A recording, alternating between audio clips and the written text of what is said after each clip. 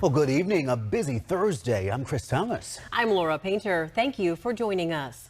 Tonight, we continue tracking the storm as we brace for another round of rain, powerful winds and snow. From the Bay Area to the Sacramento Valley, the back-to-back storms are having a major and sadly deadly impact. Tonight, at least 5 deaths have been connected to the storms. It is a tragic situation.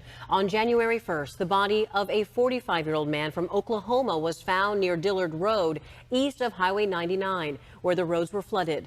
The body of a 57-year-old woman from San Leandro has been found yesterday in the same area. And then hours later, the body of a 61-year-old woman from Orlando was found inside a submerged vehicle at New Hope Road near Galt. In Fairfield, a 19-year-old woman died in a crash on Van Deen Road yesterday morning. Police say it was likely caused by speed and standing water on the road. And even more heartbreaking news in Sonoma County, a toddler has died after a tree fell on their home.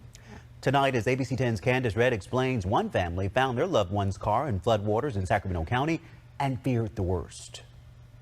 A family is mourning the loss of a loved one. Kathy was loved and she was going to be sorely missed. In a phone interview, talk to me about who Catherine was to you and what she meant to you and your beautiful family.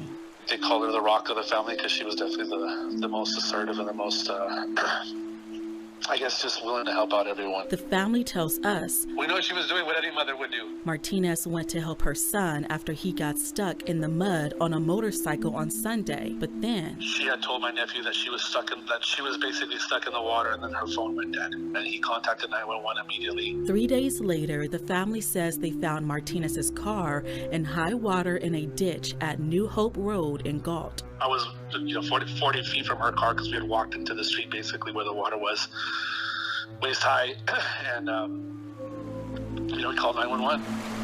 The California Highway Patrol came across a submerged vehicle. They weren't quite sure if anybody was actually inside. Hours later, deputies with the Sacramento County Sheriff's Office responded too. They still weren't able to make a determination. With the help of the fire department, they actually brought a boat out and ultimately did discover someone inside who was deceased. Just be careful, love your family, kiss your loved ones, and you never know, right? Like you gotta be mindful and be extra vigilant now that the weather's gotten extreme. The Martinez family says no one should have to go searching for a loved one during a storm. Now they're demanding answers from law enforcement's slow response. The Sacramento County Sheriff's Office sent us this statement. It says, we'd like to extend our deepest sympathy to the family, and we understand the frustration they may feel with the loss of a loved one. We want to ensure her family that the Sheriff's Office and our regional partners are trying our best to help all members of the public during this crisis the best way we can. And this is such a tragic situation. Carly, the ground is also so soaked right now. Are there any breaks from the storms to try and dry out and clean up? Yeah, we got a lot of that rain on and off, and it really depended on where you live.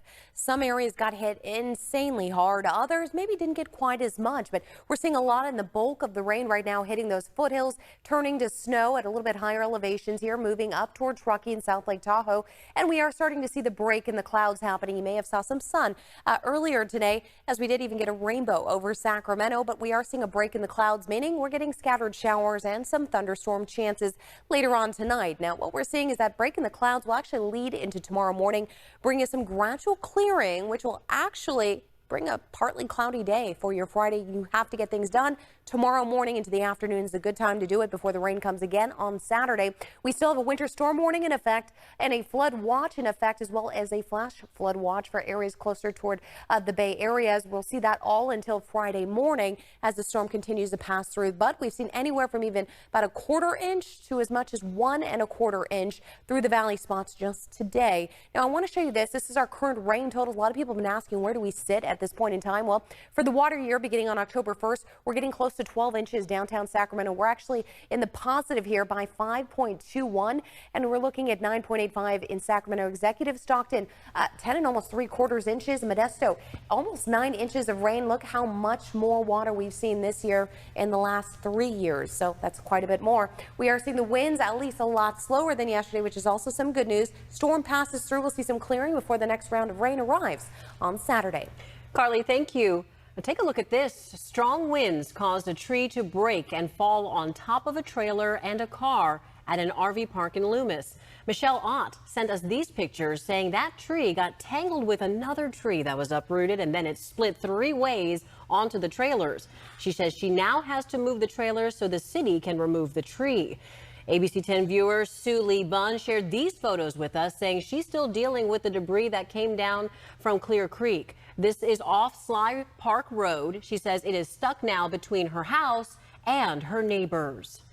Tonight, the concern over the impact of trees across the region is growing. With more rain on the way, there's a bigger possibility of one of your trees falling on your car or home.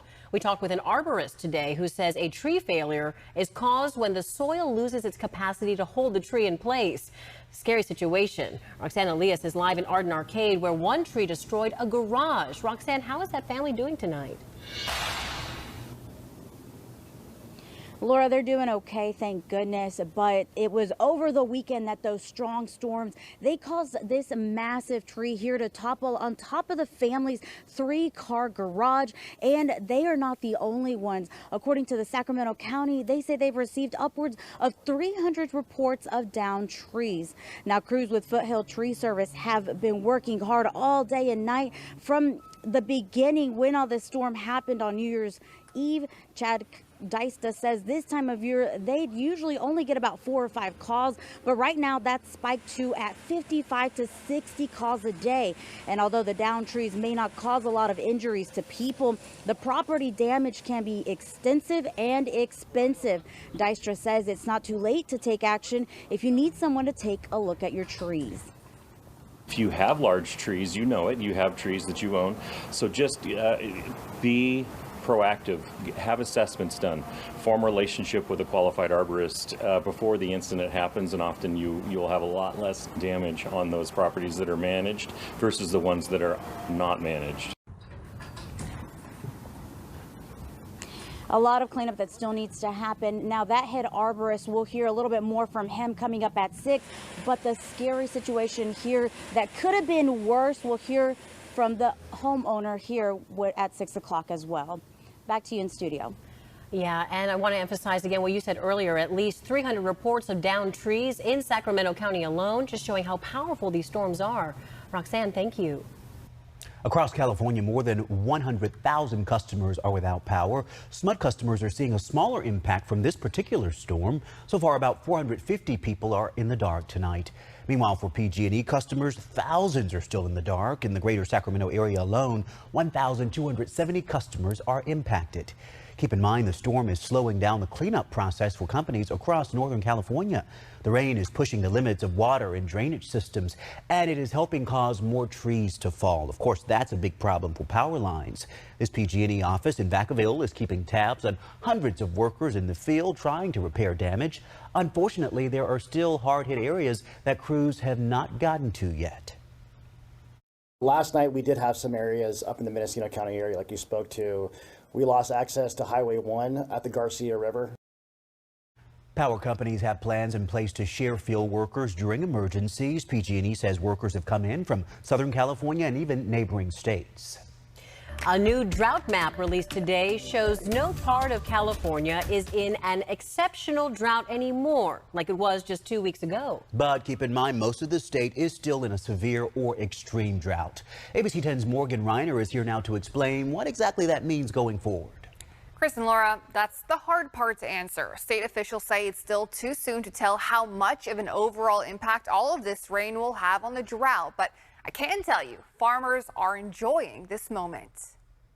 That sriracha you probably have at home, peppers used to make it come from California, Tom Muller's farm to be more specific, where they also produce tomatoes, almonds, and alfalfa. The most worried I've been in 40 years of farming have been the last 3. 3 years of drought meant Muller had to find creative ways to find water, but it still wasn't enough. I left about 1,500 acres idle that didn't have water, and then I had to reconfigure my crops. He had to stop growing alfalfa because that crop required too much water. All the farmers are extremely happy that we're getting rain, and we couldn't ask for anything more. He just hopes enough of it is being captured for future use when the rain eventually stops. We're a long way from understanding how this wet season impacts our overall drought. Wednesday, state officials agreed. We are definitely still in a water supply drought in California because of our reservoir levels. We do hope that we'll get a series of additional storms. The biggest improvement in these new drought maps is in the Central Valley. 2 weeks ago, 7% of the state was that dark maroon color, indicating the highest level of drought. Now, none.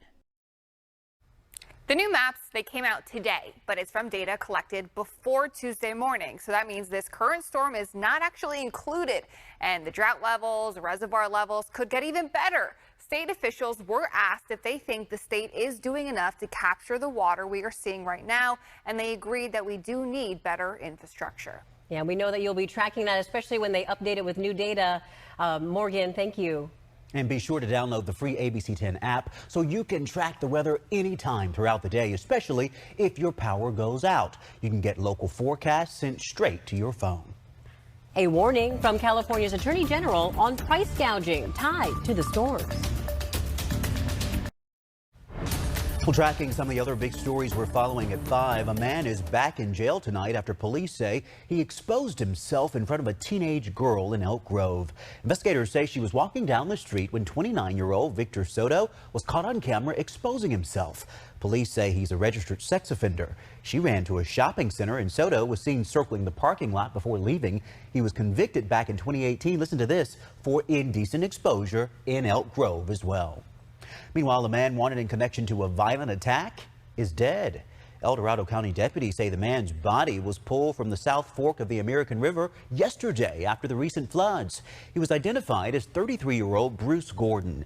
Deputies say Gordon was wanted for a violent attack that happened on Meadowcroft Lane in Pilot Hill on December 12th. It left 2 people with major injuries. His cause of death is under investigation. A warning tonight about price gouging following the governor's state of emergency declaration. In today's alert, Attorney General Rob Bonta reminds businesses not to take advantage of the current demand for essential supplies. He also says price gouging protections are in full effect. If you believe you've been a victim, you can report it to your local authorities or to the Attorney General's office.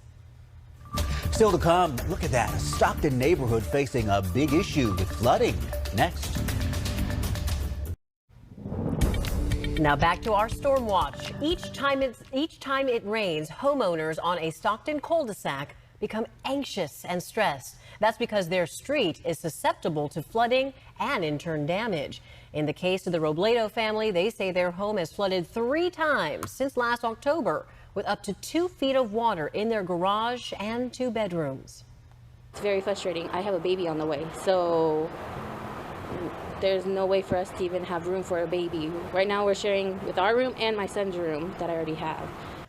Coming up at 6:30 on To the Point, what the city has done to fix the problem and why homeowners say it hasn't been enough. Turning to the Sierra now, get this, chain controls are in effect on I-80 and Highway 50. There have been closures on the main roads due to crashes in the whiteout conditions you see right here at Donner Summit. The threat of avalanches even closed Highway 50 at Echo Summit this afternoon. And some dramatic new video in Yuba Pass. Okay, look at this. A semi-truck, wow, yeah, sped up to try and pass another truck, and there you see it. It slid on the snow and jackknifed. The driver with Champion Transportation was able to slow down, a true champion indeed, and avoided crashing into that truck. No one was hurt. You know, Carly, I know with all the snow, people may be looking to try and get up the hill to enjoy some of the new snow. When would be safe to do so? You know, here's the thing. I've actually been hearing from a lot of people who said, I want to head up there this weekend. Well, I would say tomorrow. If you have a chance to head out tomorrow, even after work, there is some time to get up there. You want to make sure you're staying, though, because unfortunately, a big storm system headed our way by Sunday. So Sunday into Monday, another bigger storm headed our way. We do still have an avalanche warning in effect because of all the unstable snow. But let's talk snow totals. A lot of people are saying, well, how much snow have we really gotten? Now, the last 24 hours, we've gotten close to almost 9 inches in the last 7 days at the Central Sierra Snow Lab. This, of course, is near Donner. We're looking at close to 50 inches. Now, the water year snow to date, this is the October 1st snow water year date, 223 inches over that. And the average we usually see around this time of year is 115. Now, the median is right around 359 inches. So you do the math there, we're about 136 inches short from meeting our median, which usually happens just start of about May or so. So we're getting close. We still have quite a bit to go, though, but we're almost 2/3 there. So at least something to look forward to as we talk about all the heavy rain and snow that we've seen so far. All right, let's talk about the snowpack. The Northern Sierra seeing 142% of normal, Central Sierra 186, and Southern Sierra 203% of normal for this time of year. Now, the percent of April 1st average is now at 70%. So we usually try to pick the April 1st date. That's usually when we start seeing most of the storms there slow down, and that's usually the point where we stop seeing a lot of the accumulating snow and rain in our area. All right, we do have that bomb cyclone that has pushed through. Still a little bit of the remnants left behind are bringing in some of those scattered showers for the evening and possibly in the very early morning hours. Otherwise, we do have a little bit of a break. Check that out. Just between these two systems, we have maybe a few clouds that will be pushing in early morning hours. Otherwise, we may actually see some sunshine tomorrow with partly cloudy skies. And then finally looking at the next low pressure system arriving late, and or I should say about midday, 1 o'clock or so by Saturday. And then we'll see more continuous systems into next week. The next break, though, may not be until Wednesday. All right, taking a look at the avalanche warning. We do have that in effect through tomorrow morning for some of the continuous snow we're seeing there, as well as even thunderstorm chances that we do have tonight.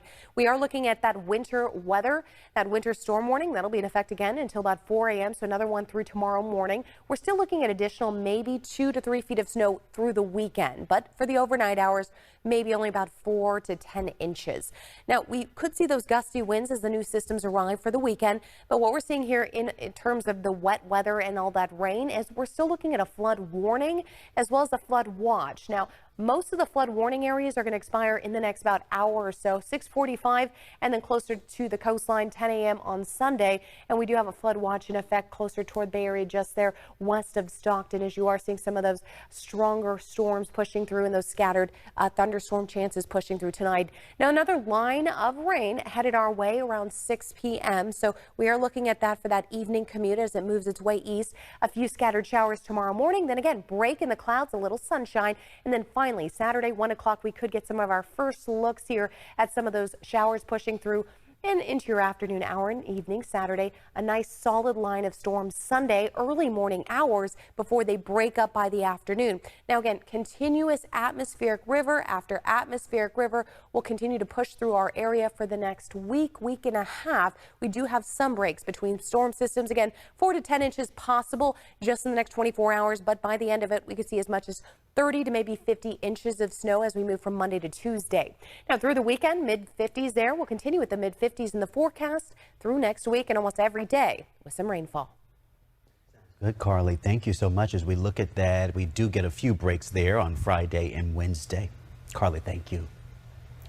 Well, we do have some good news tonight on the status of Buffalo Bills safety Damar Hamlin. Doctors say the 24-year-old is showing substantial improvement after he collapsed on the field during the Monday Night Football game against the Bengals. Now, we're told he's able to move his hands and his feet, but he is still not able to speak. But doctors say he is able to communicate in writing. And his first big question, guess what it was? Who won the game on Monday? Doctors told him he won the game of life. Meanwhile, the wife of Coach Zach Taylor with the Bengals is doing her part to help. Sarah Taylor organized 40 schools in the Cincinnati area with students writing Get Well cards for Hamlin. The effort started at the school Taylor's 4 children attend. Coach Taylor has also stopped by to visit Hamlin in the hospital, and the Bengals stadium has been illuminated in blue lights to support the bill's safety.